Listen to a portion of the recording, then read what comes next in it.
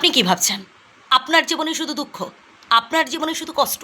না প্রিয় বন্ধু, প্রত্যেকের জীবনেই দুঃখ আছে, প্রত্যেকের জীবনেই কষ্ট আছে। কেউ প্রকাশ করে, কেউ চুপচাপ থাকে। যারা জ্ঞানী মানুষ, যারা বুদ্ধিমান মানুষ, তারা ভাই দুঃখ কষ্টগুলোকে খুশি মনে মেনে নেওয়ার চেষ্টা করে। টেনশন করে, হা হুতাশ করে, নিজের পরিবারের মধ্যে ঝগড়াঝাটি করে কোনো লাভ নেই। বরং এই দুঃখ কষ্টগুলোকে কি করে হাসি মুখে অ্যাকসেপ্ট করতে পারবেন চ্যালেঞ্জের সহিত, এই চিন্তা ভাবনা করুন। জীবনে দুঃখ থাকবে, আবার সুখও থাকবে।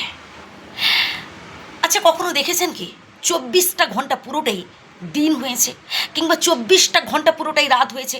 কখনো দেখেছেন বা শুনেছেন? হতে পারে না, কোনোদিনও এটা সম্ভব নয়। ঠিক তেমনি এই জীবনটাও ঠিক সুখ দুঃখ মিলেমিশে চলে।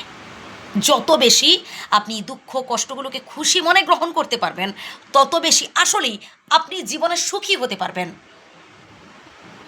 অন্য কারোর সাথে নিজের তুলনা না করে বরং আপনি যতটুকুন পেয়েছেন তাতেই খুশি থাকার চেষ্টা করুন। মন খুলে হাসুন, নিজেকে বিন্দাস রাখুন। আমার প্রতিবেশী 10তলা বিল্ডিং করে ফেলেছে, আর আমি মাটির বাড়িতে পড়ে আছি, আমার ছাদ ফেটে জল পড়ছে। ভাবতে যাবেন না? আবার অনেকে ভাবেন আমার বন্ধু সে ভালো চাকরি পেয়ে গেল, আর আমি আমি একটা চাকরি পাচ্ছি না, টেনশন করছেন, হাউতাশ হচ্ছেন।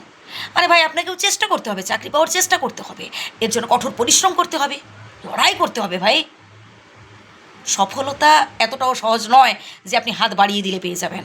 আপনাকে ধৈর্য ধরতে হবে, আপনাকে অপেক্ষা করতে হবে শেষ পর্যন্ত, কঠিন পরিশ্রম করতে হবে।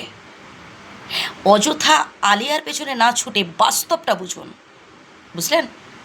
বাবার হোটেলে থেকে না অনেক স্বপ্ন দেখা যায়, নিজের কাঁধে যখন হালটা পড়বে তখনই বুঝতে পারবেন কত ধানে কত চাল। বাস্তবটা বোঝার চেষ্টা করুন, অযথা আলেয়ার পেছনে না ছুটে বাস্তবটা ফিল করুন। সর্বপ্রথম স্বনির্ভর হওয়ার কথা ভাবুন, নিজের থেকে 2 পয়সা রোজগারের কথা ভাবুন। যখন অভাব ঘরে ঢুকবে তখন দেখবেন ওই প্রেম প্রীতির মানুষগুলো সব জানালা দিয়ে উড়ে উড়ে পালাবে, কাউকে পাশে পাবেন না। ওই যারা একটা সময় বলেছিল না, সারা জীবন পাশে থাকবো, সারা জীবন ভালোবাসবো, তুই বিপদে পড়লে জাস্ট আমাকে একবার কল করিস, আমি পৌঁছে যাব। ভুল কথা ভাই, ভুল কথা।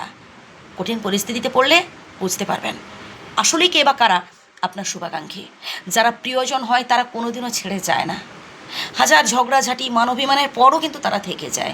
আর যারা স্বার্থপর মানুষ হয় তারা বেঁচে থাকা কালীনই ভাই আপনাকে ছেড়ে চলে যাবে, আপনাকে কষ্ট দেবে, আপনাকে কাঁদাবে।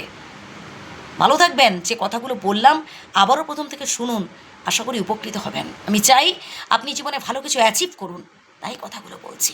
ধন্যবাদ।